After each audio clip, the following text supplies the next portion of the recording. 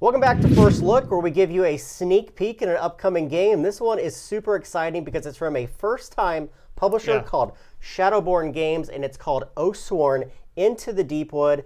This is an adventure dungeon crawling game that's purely cooperative, and it's got a lot of very cool things going for it. Yeah, this is going to have some similarities to some other popular games these days, but they're doing their own thing for sure.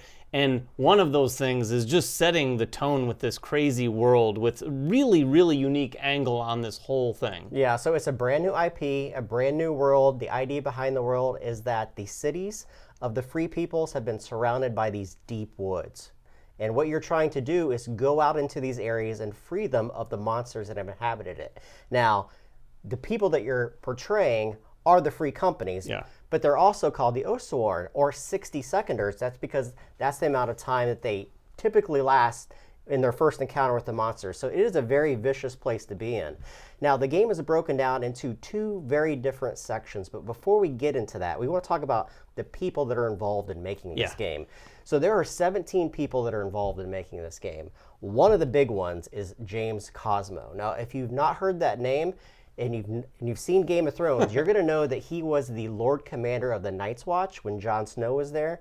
He is actually doing the narrative voiceover for all the text in the game. Yeah, and there is a ton of spoken word in this game. I think over 200,000 spoken word. And everything in this game is going to have some narration to it. Obviously, that means there's going to be an app associated with it so that you can have all of that sort of with a lot of rich character delivered as you're experiencing the story. Not only to add James to it, but you also have an award-winning New York Times best-selling author who's writing the text for it. You have an award-winning cartographer. We're going to show you the maps that this woman has drawn. They're insane. They're beyond amazing. Yeah. And you also have two artists from Weta Workshop. These guys are twins, and when you look at the art from this game, it is utterly fantastic. Yeah, we see a lot of good art on a lot of games. I'm willing to say that I don't think I've seen as high a quality art as we've seen with this game. Whether it's your style or not, there's no denying that this art is absolutely top-notch. Yeah. So you may notice that we don't have the game in front of us, but that doesn't mean that we have not played it. So we've actually had a chance to play the game on Tabletopia with the designer of the game, and we're going to talk about three very distinct aspects of the game. The very first thing that we want to talk about is the maps themselves. The game's going to be broken into two very distinct sections that are broken over a very large story legacy campaign.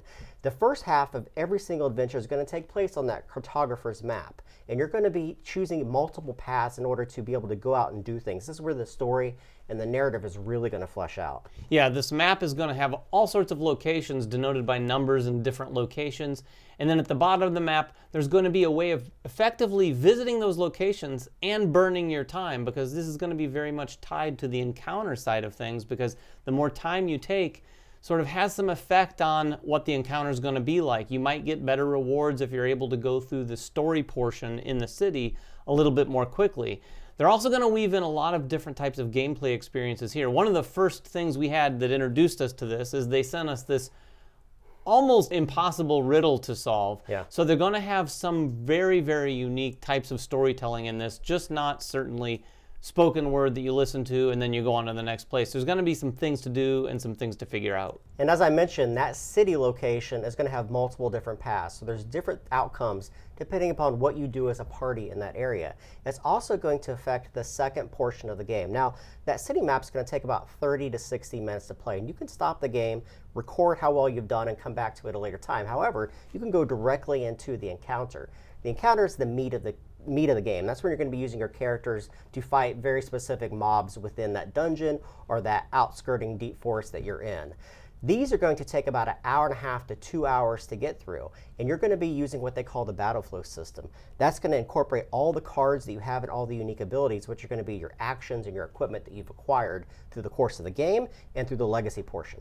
Yeah, and these cards work in a really unique fashion too. Each character or character class is going to have its own set of cards, and this is, as we mentioned earlier, there's some legacy components, so the campaign is going to evolve this deck, if you will. You're going to select cards to use. But the way this works is you're going to use these cards around your player board in different spots. And again, timing comes into play here.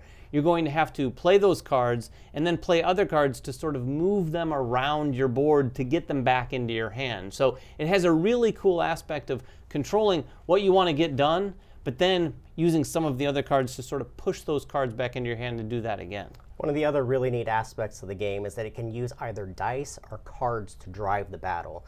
You have two options. If you are a dice fan, you can simply roll the dice, and there's some very unique mechanics on how they handle dice, including getting some consolation stuff for when you miss.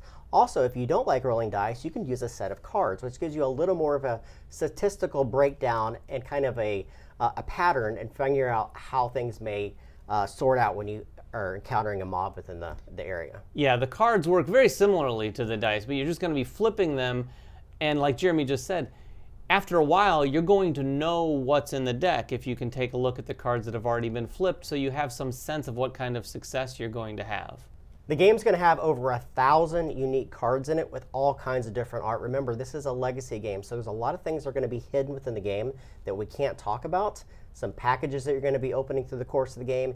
Even some of the cartographer maps are going to have hidden elements on it that you'll be able to discover through the course of the game. I probably said too much, but there's a lot of cool things you're going to be discovering in this game. Yeah, and those cool things all look phenomenal. I mean, we can't go on enough. This is a first look, so we have played the game a little bit, but we haven't seen a lot of these things in our hot little hands. But the miniatures look amazing. Like we said earlier, the artwork is absolutely spectacular. I mean, if you think like AAA video game style artwork, you know, something like Diablo or World of Warcraft, that's the kind of vibe this game has. We don't have an exact release date on the Kickstarter yet, but make sure you guys check out the comments below. As soon as we get that date, we will announce it. We're also going to probably come back and do a Kickstarter preview once we have the components out in front of us. If you have any questions about the game, or if you just want to hang out with James Cosmo, because we do too, you got to back this game. It's really exciting to have someone of that caliber contributing their voiceover to a game like this. So this one is called Oathsworn, Into the Deepwood. If you have any questions, make them in the comments below, and we'll check you guys out next time. Bye-bye.